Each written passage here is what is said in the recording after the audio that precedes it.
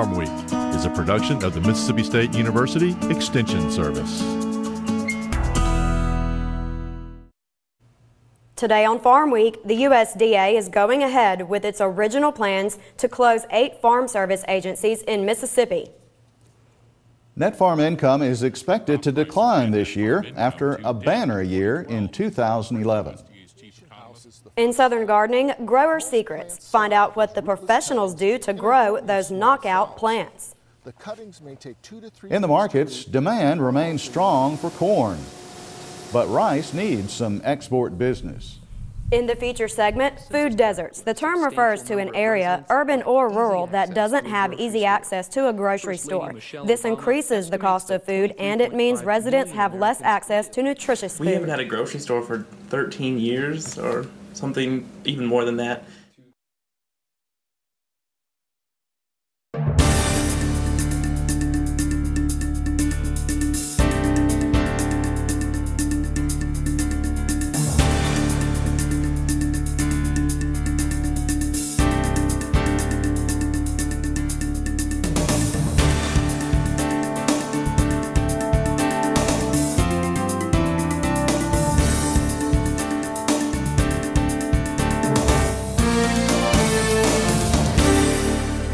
Good day, everyone. I'm Amy Taylor. And I'm Leighton Spann. Welcome to Farm Week. The U.S. Department of Agriculture is proceeding with its plans to close some of its offices in Mississippi. Amy, the USDA announced Monday it still plans to close 8 Farm Service Agency county offices in Mississippi. Only an act of Congress in the next 3 months can stop the closings now. The 8 offices are those that were named in the original announcement made in January. Public hearings were held at each location. The 8 FSA offices to close are located in Ackerman, Ashland, Coffeyville, Fulton, Hernando, Monticello, Purvis, and Raleigh. Mississippi FSA Director Mike Sullivan said the offices will close after 90 days unless the Congress acts. More than 2,000 FSA offices nationwide will remain open. Clients at those offices can have their records moved to another office of their choice. Sullivan urged clients to use the offices until they closed. The USDA plans to close a total of 259 of its various offices nationwide. The U.S. Department of Agriculture looks for farm income to dip this year after last year's high prices. Exports are expected to decline. Market to Markets, Mark Pearson reports. Secretary. Looking back at a healthy farm economy in 2011, USDA's top number cruncher set a positive tone during the government agency's annual Agriculture Outlook Forum. We saw record prices for many commodities, record agricultural exports, and record farm income. Not surprising, record prices have prompted record production worldwide. And as we saw over the last half of 2011, prices for many of the commodities have come down, again reflecting strong production levels. Glauber expects record figures for crop prices and net farm income to dip in 2012. According to USDA's chief economist, a lower dollar will keep overall U.S. exports competitive, but he predicted farm exports will drop slightly in the coming year. Despite China's booming economy and its newly minted status as the #1 destination for U.S. farm exports, Glauber expects shipments to the Asian power will decline by 15% in 2012. Nonetheless, China still remains a very, very important engine for these commodity markets, importing something like 60% of the soybeans traded in world markets. And this past year, almost 50% of the cotton exports ended up in China. Weather figures from across the country, especially dry conditions in the South, also caused a moderate concern for USDA's data-driven point man. It's very premature to conclude much concerning yield prospects for 2012 crop. We still have a lot of time before plantings and before emergence, et cetera. But I think that nonetheless, weather is going to be a key concern this year, particularly in the regions highlighted on this map. Speaking to 2,000 attendees at the USDA's annual Ag Outlook Conference, Secretary of Agriculture Tom Vilsack projected a positive future for America's farmers and ranchers. Were he alive today, President Lincoln would marvel at what American agriculture has become. But he would also challenge us to prepare agriculture and rural America for that vast tomorrow, I can say with confidence that USDA, America's farmers and ranchers, and those Americans who call rural America their home, stand ready to accept that challenge. But Vilsack also reached back through USDA's long history for public guidance and rural policy expertise. The USDA chief moderated a panel of former agriculture secretaries dating back to the Reagan administration, each with their own concerns about the future of agriculture. John Block, President Ronald Reagan's first USDA secretary, pinpointed biotech critics as chief obstructionists to feeding a growing global population.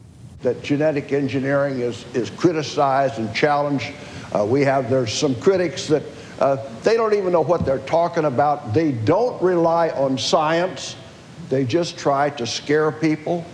Dan Glickman, President Bill Clinton's longtime ag secretary, addressed growing concern that public sector initiatives to feed a worldwide population could run counter to budgetary realities in Washington.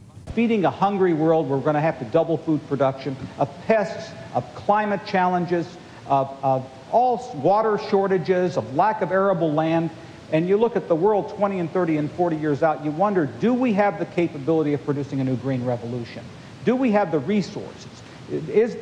Are the taxpayers willing to publicly fund these things in order that we invest in the long-term future of this business like we did in the 1960s? Glickman's budgetary concerns were echoed across the political aisle by Republican USDA appointees Ann Veneman and Mike Johans, now a senator from Nebraska. The Obama administration released figures requesting a USDA budget of $154.7 billion, a fraction of the $3.8 trillion request.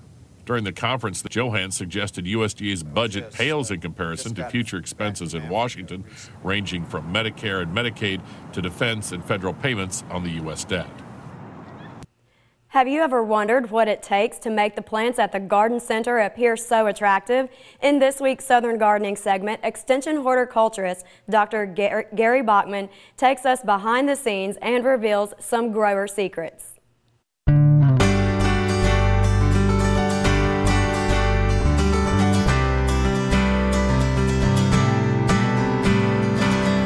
The plants always look so beautiful at your favorite garden center.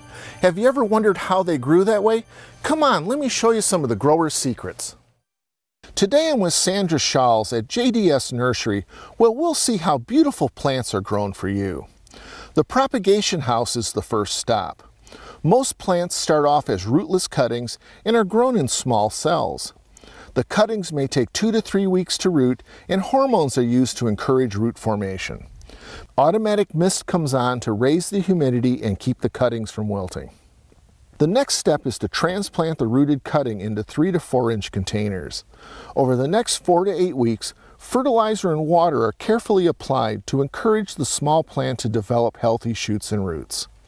When ready, the plants are shipped to local garden centers, or they may be transplanted again into a larger container. This beautiful hanging basket of bluebird nemesia, red wave petunia, wink garnet diacea, and plentiful pansy will soon be overflowing and ready for market. From start to finish, it may take Sandra from 8 to 12 weeks to produce a saleable plant. So the next time you bring some of these gorgeous plants home, remember the care that the growers put into those plants to make them beautiful for you. I'm Gary Bachman for Southern Gardening. Gary says don't hesitate to ask for care instructions from your garden center. It wants the plants to thrive that you take home. In the feature segment, food deserts. There are large areas of the United States without a local grocery store. It's a rural as well as an urban problem. And time now for the markets with Layton, and hog prices are getting some spillover support from the cattle sector. That's right, Amy, and we'll have some analysis of the pork trade towards the end of the segment. Also ahead this week, there is plenty of wheat to sell around the world. The nearby corn supply is being described as tight, and the total number of cattle on feed is up 2%. John Michael Riley will be along with some analysis. We begin with the row crops, where there is reluctance on the part of some analysts these days to finalize the price of new corn as far as marketing. Overall, demand remains strong, and the trade does expect at least some increase in the U.S. corn acreage this year. Analyst Virgil Robinson recently laid out his game plan for corn on the Market to Market program. And I've been in areas of late where new crop corn price is at or very near the cost of production in some areas. So clearly, and I think we've discussed this in years past, I'm always a little bit reluctant to finalize the price of new crop under these circumstances. So minimum price option strategies, and I know there's an expense attached to that, are more appealing and more flexible in my mind. Poor export demand is a problem over in the rice sector these days. Analysts note this commodity has been unable to establish any solid upward momentum this week. Apparently, many traders don't expect that to change much until some export business shows up. Upside potential in the near term is limited, according to some trade commentaries. A drop in rice plantings for 2012 is anticipated. DTN even notes that if there is a smaller crop, price prospects for rice could improve later in this year.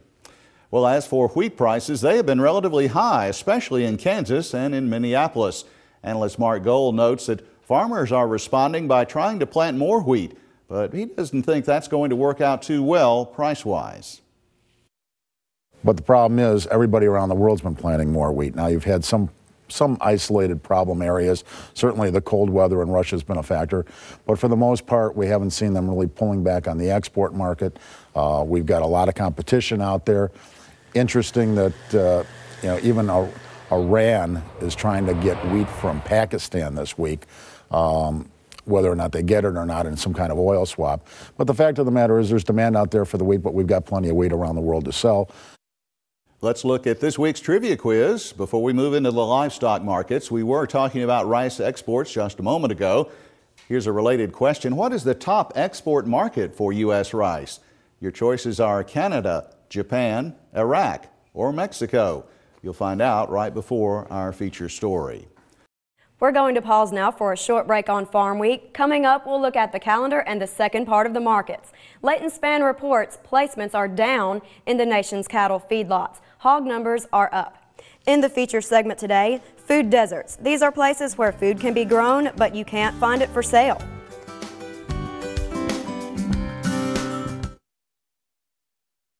The Jackson Garden and Patio Show is coming to the Mississippi Trade Mart, March 16th, 17th, and 18th. Vendors will be selling 2012's hot new plants and garden accessories. There will be seminars, experts to answer your questions, indoor gardens to give you ideas, and fabulous door prizes.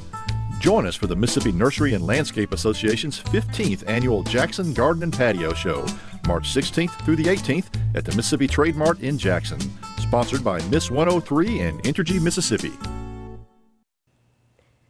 Before we get back to the markets, let's look at the Farm Week calendar. Some farmer market training courses will be offered on 3 dates in March. Each day, a workshop on general food safety and another on acidified food canning will take place.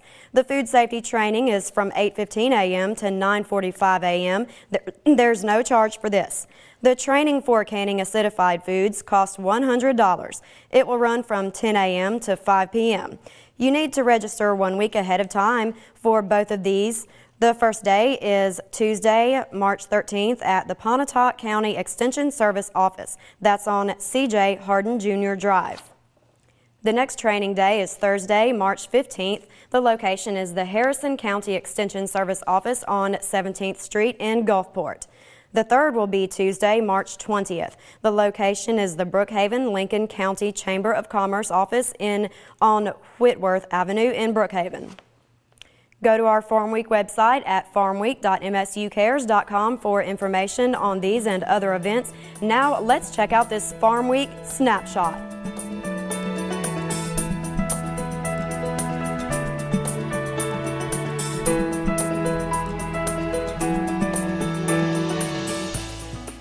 Placements were down, the number of cattle on feed up in the new government numbers out on February 24th. Some analysts, like DTN's John Harrington, worry that economically stressed consumers may back away from beef in coming weeks in favor of a cheaper alternative.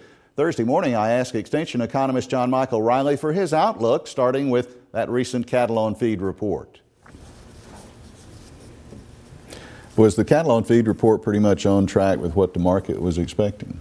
It was within the range of expectations. Cattle on feed, February 1, right at just over 11.8 million head, which was a 2.1% decline from the same time last year. The average market expectation would look for it to be 2.5% above.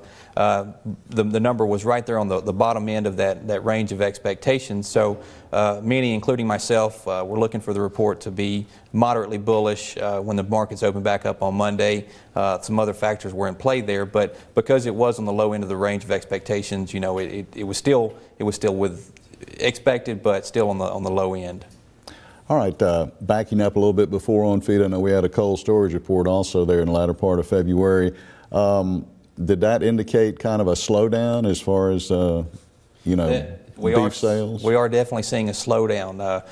Cumulative slaughter is definitely below year-ago levels. And the cold storage report also alluded to this as well. The fact that this tight supply situation that we've slowly been creeping up on for a number of months is starting to come to fruition. We're starting to see that in numbers in numerous reports. There's not going to be a lot of beef as we continue to move through 2012. All right, and again, another factor, this issue of consumer demand. Of course, gasoline prices are going up. People may be having to cut back some. Is that going to spill over into beef? It is that when I talked about the other factors at play in the market on Monday, that was one of the biggest things, is that consumer demand is a big concern with these expected rising gas prices and other things that are going to crunch a consumer's wallet. That is going to have an impact. The good thing is we are seeing a robust exports, 7% above year-ago levels.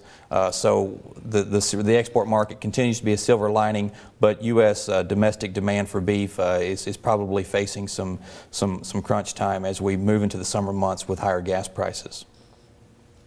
We conclude the markets now with the pork sector, where more hogs in the U.S. herd are the big story. Export business, analysts say, could be better. Analyst Walt Hackney recently put this sector in perspective for market to market. I think that the hog thing has got to be addressed in return of cash flow to the hog producer. Everybody has been waiting impatiently for export to increase.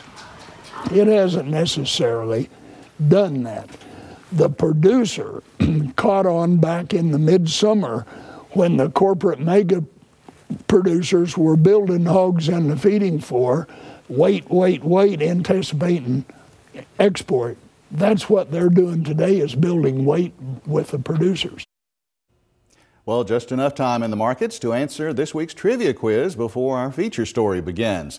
Well, the answer this week is D. In calendar year 2007, Mexico was the top export market for U.S. rice. This information from the USA Rice Federation. In this week's feature segment, food deserts. Some dismiss the idea outright, but the location and number of grocery stores are changing. Food sales continue to gravitate to larger, fewer chain stores as neighborhood operations go out of business. This forces people to travel further to buy food. Those who can't afford the transportation are caught in a bind.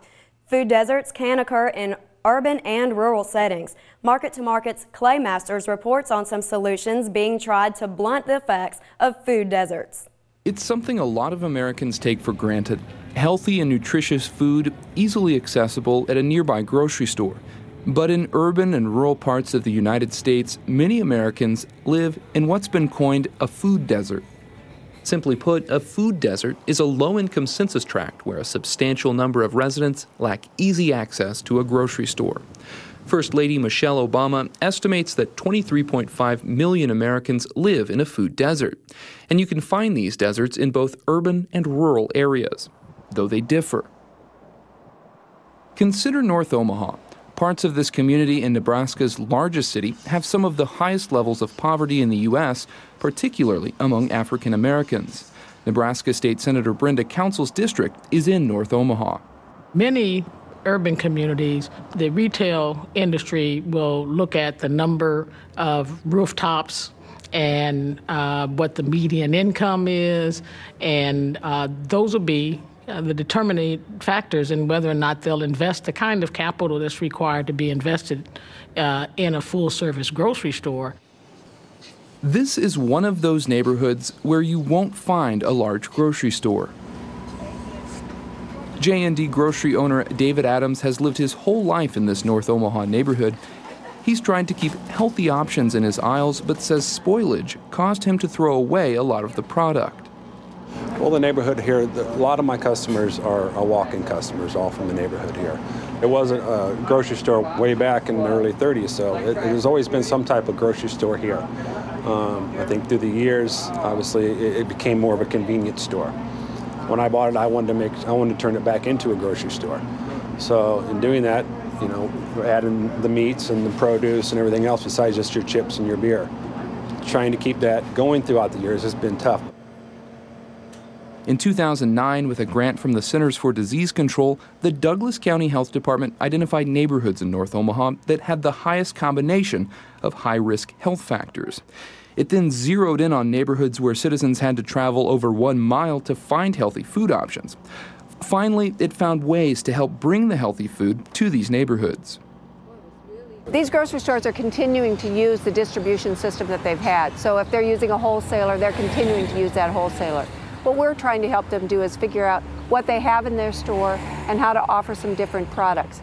In most cases, they can get those products from their wholesaler. The problem has been that there's been no demand for them, so that it's not fit within their business model. University of Nebraska Extension has come in to provide samples of fresh food options offered in these stores to create a demand. It's pretty good. Thank you very much. All right. 82% of Americans located in a food desert live in urban areas, but the problem is just as severe in rural communities. Around 130 people live in the small town of Cody, Nebraska. Tucked in the northern sandhills of the state, residents here have to drive 40 miles to get to the nearest grocery store. We haven't had a grocery store for 13 years or something even more than that. Teachers at the high school saw a need for the store and an opportunity to integrate hands-on curriculum in the classroom. So the school applied and was awarded 2 USDA grants in 2009.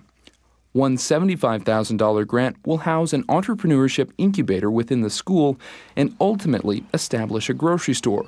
Another $95,000 grant will fund the actual building, which will be built out of straw bales to make it energy efficient.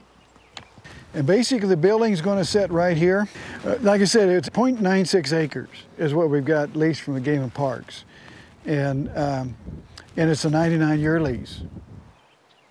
Well, we've had people say if grocery stores couldn't work before, why would this work now?